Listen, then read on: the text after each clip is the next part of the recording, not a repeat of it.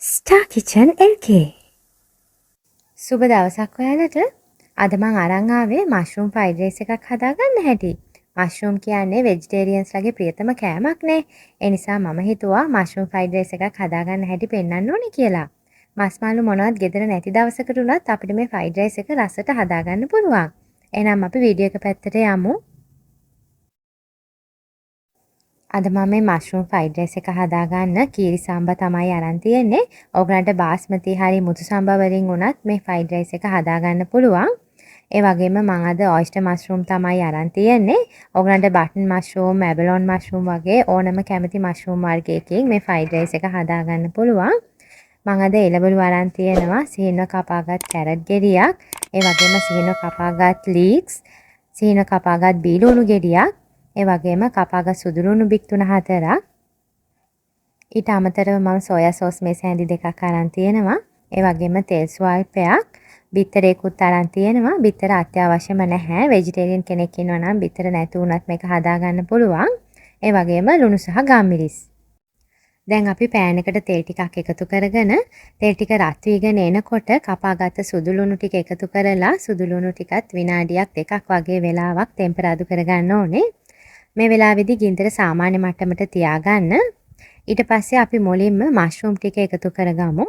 Mushroom ටිකත් මේ විදිහට හොඳට ෆ්‍රයි කරගන්න ඕනේ.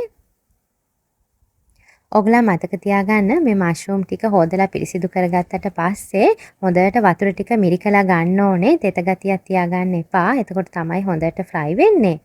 දැන් අපි මේ මෂ්රූම් ටික ලුණු ගම්මිරිස් දාලා ෆ්ලේවර් කරගමු. ලුණු ගම්මිරිසුත් මේ විදිහට හොඳට කලවම් කරගන්න ගමන් මෂ්රූම් ටික හොඳට ෆ්‍රයි කරගන්න. මම නම් සාමාන්‍යයෙන් මෂ්රූම් ෆ්‍රයිඩ් රයිස් එක හදනකොට මේකට බටන් මෂ්රූම් ටිකුත් එකතු කරගන්නවා. මොකද ෆ්‍රයිඩ් රයිස් එකට බටන් මෂ්රූම් එකතු වුණාම හරිම රසයි. අද මට බටන් මෂ්රූම් තිබ්බේ නැහැ. ඉතින් ඔයාලට බටන් මෂ්රූම් තියනවා නම් අනිවාර්යයෙන්ම එකතු කරගන්න. දැන් මම මෂ්රූම් ටික හොඳට ෆ්‍රයි කරගත්තා.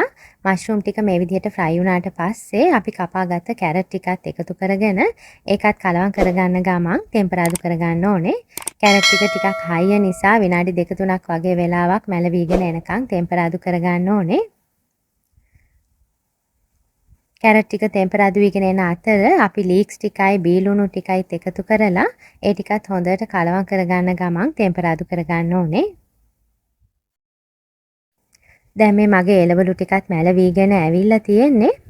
මම දැන් මේ වෙලාවේදී ගසාගත්ත බිත්තරේකුත් එකතු කරගන්නවා. බිත්තරේ තප්පර 2-3ක් වගේ වෙලාවක් කුක් වෙන්න තියලා ඒකත් මේ එළවලු ටිකත් එක්ක හොඳට කලවම් කරගන්න ඕනේ. බිත්තර ප්‍රමාණය ඔයගලගේ කැමැත්ත පරිදි අඩු වැඩි කරගන්න පුළුවන්. ඔයගලන්ට මේකට තව චිකන්, සොසේජ් වගේ දේවල් උනත් එකතු කරගන්න පුළුවන්. ඒ වගේම තමයි වෙජිටේරියන් කෙනෙක් නම් බිත්තර නැතුව උනත් මේ ෆ්‍රයිඩ් රයිස් එක රසට හදාගන්න පුළුවන්.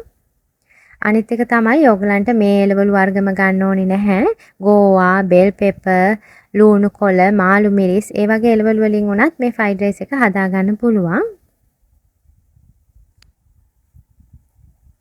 දැන් මම මේ බිත්තරේ හොඳට කලවම් කරගත්තට පස්සේ කලින් උයාගත්ත බත් ටිකත් මේකට එකතු කරගෙන හොඳට කලවම් කරගන්නවා.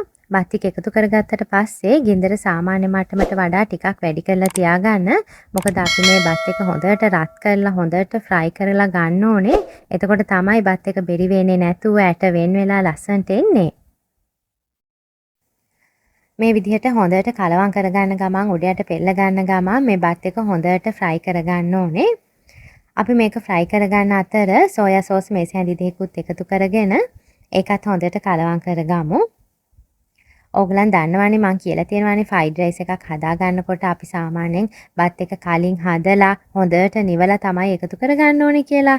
ඔයගලන් ඩිනර් වලට වගේ මේ ෆ්‍රයිඩ් රයිස් එක හදා ගන්නවා නම් උදේ බත් හදන වෙලාවට හරි කලින් දවසේ හරි ටිකක් වැඩිපුර බත් ටිකක් දාලා උයාගෙන ෆ්‍රිජ් එකේ දාලා තියලා රැට මේ ෆ්‍රයිඩ් රයිස් එක හදා ගන්න පුළුවන්. එතකොට බත් එක බෙරි වෙන්නේ නැතුව ඇට වෙන් වෙලා අපිට රසට ලස්සනට බත් එක හදා ගන්න පුළුවන්.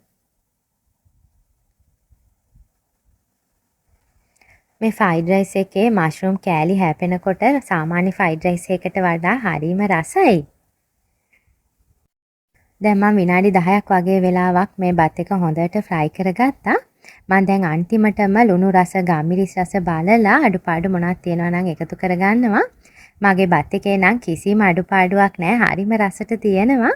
අපි සෝයා සෝස් උත් එකතු කරගත්ත නිසා ඕගොල්ලන් ලුණු එකතු කරගන්නකොට ලුණු ගැන සැලකිලිමත් වෙන්න. සෝයා සෝස් වලත් ලුණු අඩංගු වෙලා තියෙන හින්දා මම දැන් ලිප ඔෆ් කරගෙන මේක රස්නේ පිටින්ම සර්ව් කරගන්න යන්නේ.